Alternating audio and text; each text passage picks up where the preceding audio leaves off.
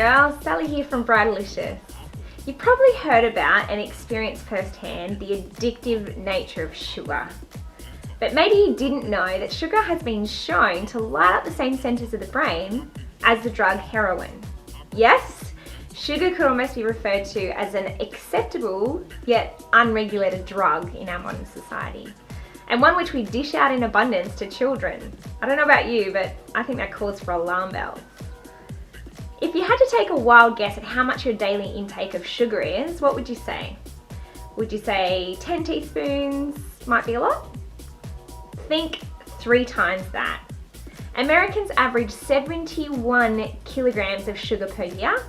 The average Brit, 68 kilos, and coming up third is Aussies at 53 kilograms. So those figures average to about 1.2 kilograms of sugar a week, or 30 teaspoons of sugar a day.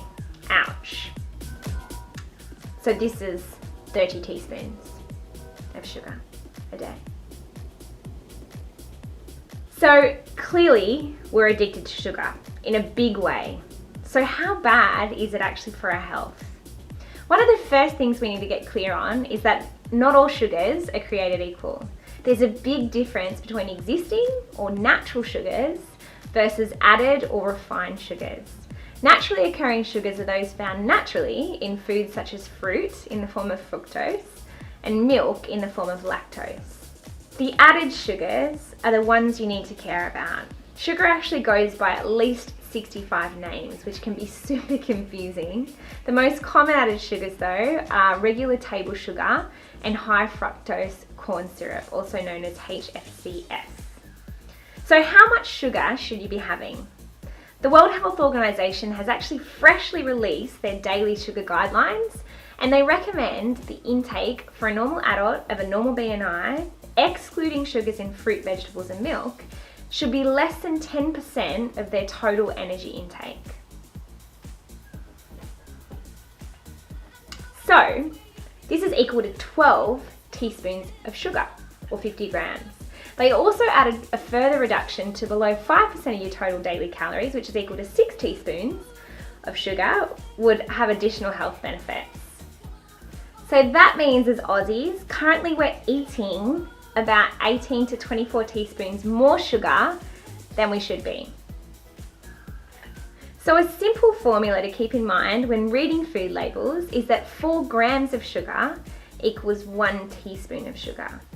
So we want to aim for no more than 50 grams or 12 teaspoons of sugar to stick to guidelines, or half that again, so 6 teaspoons for those additional health benefits.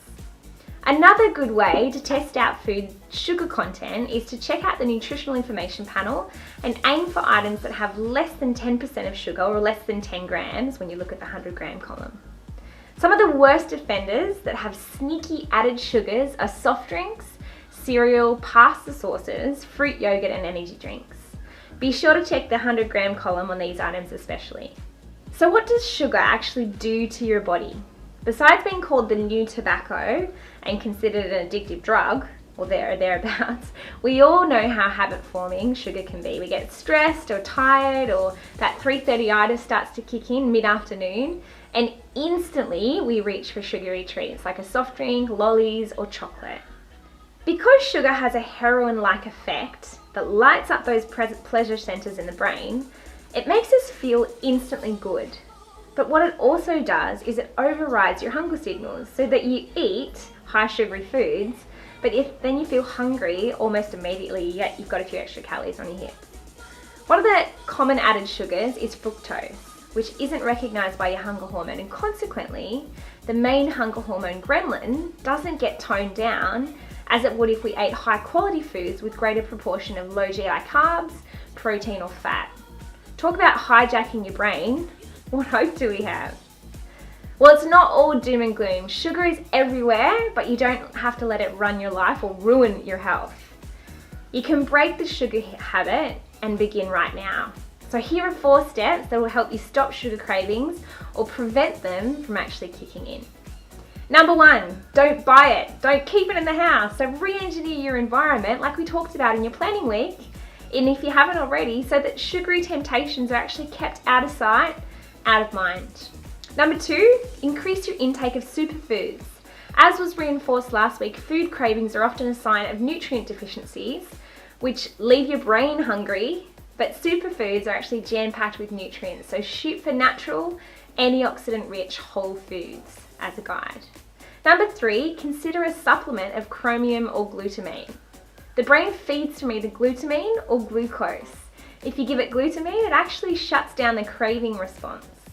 Chromium is another blood sugar stabilizer. It's been shown to reduce sugar cravings by sensitizing the place in the brain that monitors blood sugar availability. That's the place that tells the body when it's hungry or not hungry. So if sugar cravings are a big issue for you, as in trying to resist cravings is like trying to stop a moving train with your pinky, then consider picking up these supplements from your local health store or your pharmacy. Number 4, reduce your stress and sleep more. Stress, exhaustion, and sleep deprivation ignite irrational cravings in the brain. This makes us want to reach out for those sugary foods. In fact, when you don't get enough sleep, you actually increase your stress hormone cortisol, which makes you feel more stressed, makes your muscles contract, and also makes you good at storing fat, especially around the midsection.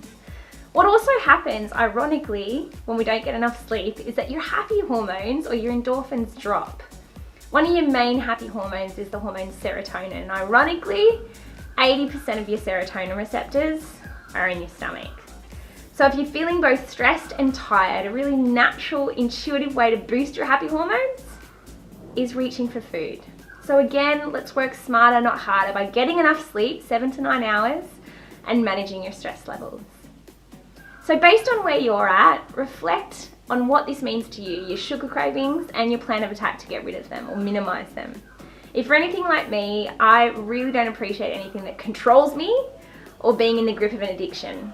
Having previously been a victim of sugar addiction, which would all too often culminate in me devouring a whole block of chocolate, a whole tub of ice cream, or a whole pack of lollies, sometimes daily, I can tell you how liberating it is to no longer be at the mercy of sugar.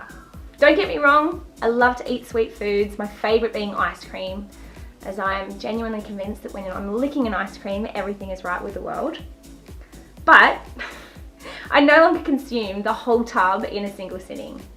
So in an effort to break the sugar habit, starting now, I encourage you to embrace the concept of sugar-free Fridays. On these days, avoid eating items that have added sugars. Remember, naturally occurring sugars in fruit, vegetables, and milk are A-OK. I'll also post a link about a funny video featuring polar bears, which shares a serious message about the unhappy truth of sugar. It's definitely worth a watch. Enjoy.